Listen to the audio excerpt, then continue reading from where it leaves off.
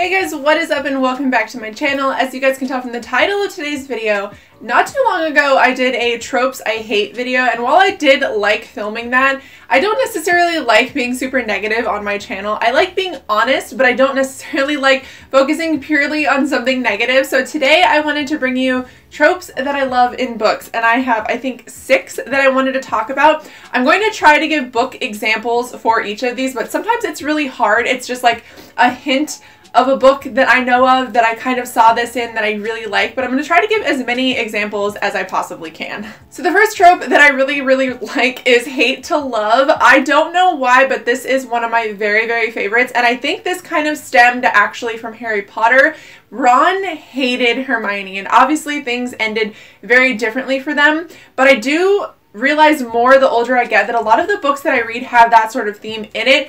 Daughter of the Siren Queen, well, Daughter of the Pirate Queen had that in it. Let's see, Big Ship at the Edge of the Universe has that in it. There's just so many books where that trope is used that I don't mind at all. I actually really like it. I do not like love triangles, but I definitely love hate to love relationships. The next one that I really like, which I didn't have a specific example of because I think this is just something that I get small glimpses of here and there, but it'd be the grumpy older mentor. I love this. I think there was a little bit of it in The Warded Man. One of the main characters is actually kind of helped along by an older lady who's actually kind of really a jerk, and everybody doesn't really like her, but they sort of rely on her, and I love those characters. I love mentors who are really kind of grumpy, sort of rude, but need to help you no matter what. I'm actually such a fan of this. I think that it's really cool to have a more older, maybe seasoned, but also sort of like bitter older character who needs to train like the newer up-and-coming like hero or person who's supposed to replace them, and I actually really like that. But I like this on the level especially when they become kind of friends or maybe a little bit closer and sort of become family. I love that. I especially like male-male relationships like this. I think that it's really heartwarming for me to see an older grumpy character take like a younger male under his wing and kind of help him and become a father figure. I think that it's such a cool trope, and it's one that I will never ever get tired of. The next one that I like, this can be hit or miss depending on how it's done, and that would be the flawed heroine. I like heroines who are maybe, they're kind of just bitches. They're not very nice to people. They are really hard to become close to, like Selena from Throne of Glass. I can think of Mia from Nevernight. Those kind of characters, those obviously flawed, kind of borderline inappropriate heroines, like borderline anti-heroes. I love those characters. I think that broken female heroines are my favorite, one of my very favorite tropes in fantasy all around. And the next one I have here is trials or games in books. Like they have an Ember in the Ashes. There's obviously a trial that they are trying to pass. In Nixia Unleashed, I like that the kids are kind of put against each other to face this test or this trial to see if they're able to continue.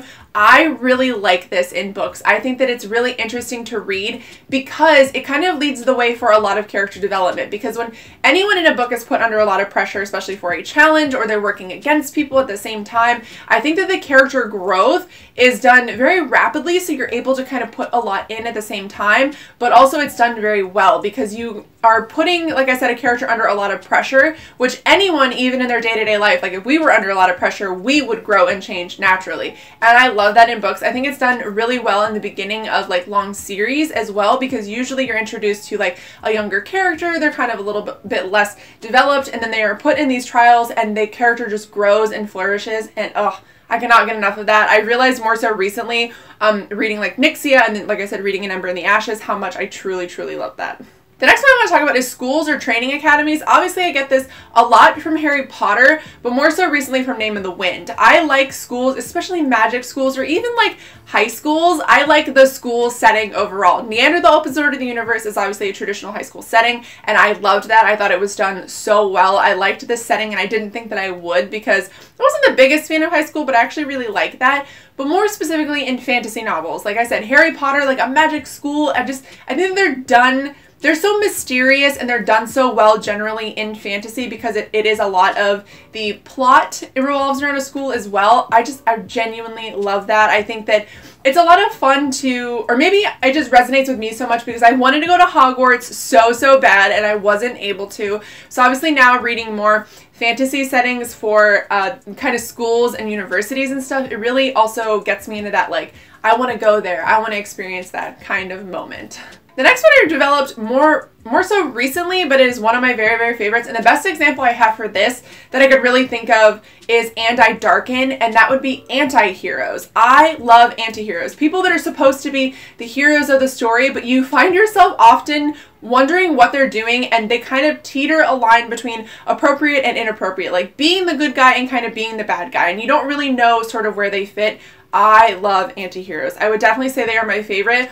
I definitely like rooting for someone and kind of not knowing where they fall. I am such a fan of villains and have never really been that big of a fan of like the hero per se, but I think that's why I love anti-heroes so much, because they walk that sort of morally gray area and I love it so much. Now the next trope I have here is actually unlikable characters, and I have a few examples of this. Dark Places by Gillian Flynn is actually one of my most favorite examples of this, because Libby is not a character that you are supposed to love. She is very gruff, she's kind of self-centered, she's only really thinking about herself kind of thing, and she's kind of rude, but oh my god, do I love her. I think that she is a really, really great example of that. And the next of my most favorite, I think actually, would be Holly from the Mr. Mercedes trilogy, or The Outsider. She was also in that. You guys, Holly is my girl. Holly is one of those characters who is not, I think in the best way, not held back. She's very realistic. She makes decisions she's not supposed to make. She's really hard to connect with. She, at times, can be very difficult to work with, like even as a reader, like reading her, you're like, what are you doing? Like, why are you acting like this? But it is so realistic to how somebody would be, especially with Holly, because Holly is more of a representation of what it's like having OCD and sort of anxiety disorders, because Holly does suffer from a lot of those in the book. And I think that's why I like unlikable characters so much, because I feel like the unlikable character is often a character who suffers with some sort of mental disability, or like, you know, depression or anxiety or OCD or something like that, but is written realistic to the character that they are. And I think that's why I like unlikable characters so much, because I identify with them so much, and I can definitely appreciate when an author doesn't hold back and wants to represent that kind of character in the most realistic way possible. Alright guys, so that is it for today's video. Leave down below your most favorite trope, like a trope that you cannot get enough of, especially if it's one that a lot of people tend to hate. I feel like a lot of people don't really like the golden trio, or, you know, things like that. Let me know a unpopular trope that you actually really love. But I hope you guys liked this video. If you did, please give it a thumbs up and think about subscribing, and I will see you guys in my next video. Bye!